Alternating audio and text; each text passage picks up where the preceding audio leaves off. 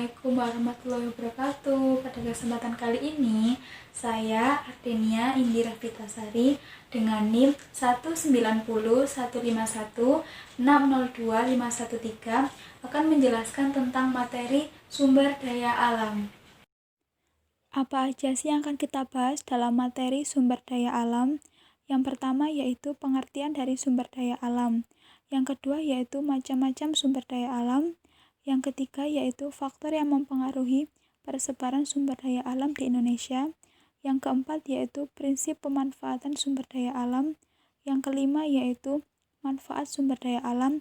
Dan yang terakhir yaitu pelestarian sumber daya alam. Pembahasan pertama yaitu pengertian dari sumber daya alam. Yang pertama yaitu sesuatu yang berasal dari alam. Yang kedua yaitu berupa fisik maupun hayati. Nah, fisik ini apa? Fisik ini yaitu berupa benda mati seperti udara, angin, dan sinar matahari. Lalu yaitu berupa hayati. Berupa hayati ini berupa hewan dan tumbuhan. Lalu yang ketiga yaitu untuk memenuhi kebutuhan manusia. Nah, pembahasan kedua yaitu tentang macam-macam dari sumber daya alam. Nah, macam-macam ini dibedakan menjadi dua, yaitu berdasarkan sifatnya dan berdasarkan jenisnya. Untuk berdasarkan sifatnya dibedakan menjadi sumber daya alam yang diperbarui dan sumber daya alam yang tidak dapat diperbarui. Untuk berdasarkan jenisnya yaitu sumber daya alam hayati dan sumber daya alam non-hayati. Nah, pembahasan yang pertama yang akan kita bahas tentang macam-macam dari sumber daya alam yaitu berdasarkan sifatnya. Nah, seperti yang kita ketahui, macam-macam dari sumber daya alam berdasarkan sifatnya terdiri dari sumber daya alam yang dapat diperbarui dan sumber daya alam yang tidak dapat diperbarui. Nah, sumber daya alam yang dapat diperbarui itu apa sih? Sumber daya alam yang dapat diperbarui yaitu sumber daya alam yang tidak akan pernah habis. Contoh dari sumber daya alam yang dapat diperbarui yaitu hewan, tumbuhan, sinar matahari, udara, air, dan mikroorganisme. Untuk sumber daya alam yang tidak dapat diperbarui yaitu sumber daya alam yang jumlahnya terbatas. Contoh sumber daya alam yang tidak dapat diperbarui yaitu bahan tambang seperti batu bara dan emas. Selanjutnya yaitu sumber daya alam berdasarkan jenisnya. Nah, berdasarkan jenisnya ini dibagi menjadi dua, yaitu sumber daya alam hayati dan sumber daya alam non-hayati. Untuk sumber daya alam hayati ini dibagi menjadi dua lagi, yaitu sumber daya alam hewani yang berasal dari hewan. Nah, yang kedua yaitu sumber daya alam nabati yang berasal dari tumbuh-tumbuhan. Contoh sumber daya alam hayati. Yang pertama yaitu contoh sumber daya alam hewani, yaitu ikan, telur, dan daging. Contoh sumber daya alam nabati yaitu sayur dan buah-buahan.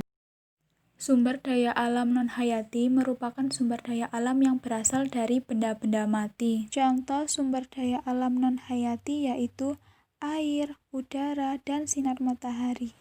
Lalu yaitu kita akan membahas tentang faktor yang mempengaruhi persebaran sumber daya alam yang ada di Indonesia.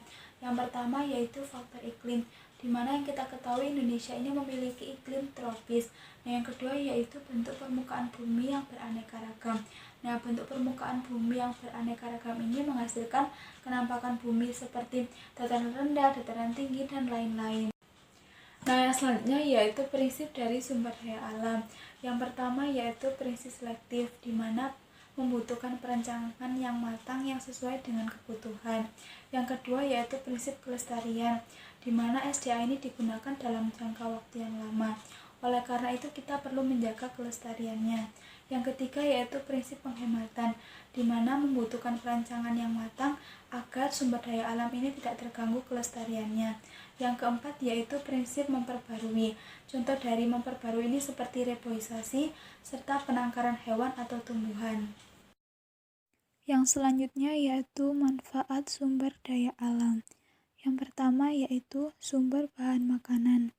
Contohnya yaitu ayam dimanfaatkan daging serta telurnya. Yang kedua yaitu dijadikan sumber bahan bakar dan energi. Contohnya yaitu bensin digunakan untuk bahan bakar sepeda motor. Lalu yang ketiga yaitu dijadikan pengembangan ilmu pengetahuan dan teknologi. di mana manusia ini berinovasi untuk menghasilkan teknologi untuk mencapai kehidupan yang lebih sejahtera. Yang terakhir yaitu pelestarian sumber daya alam. Yang pertama yaitu penanaman kembali hutan yang gundul. Yang kedua yaitu melakukan daur ulang.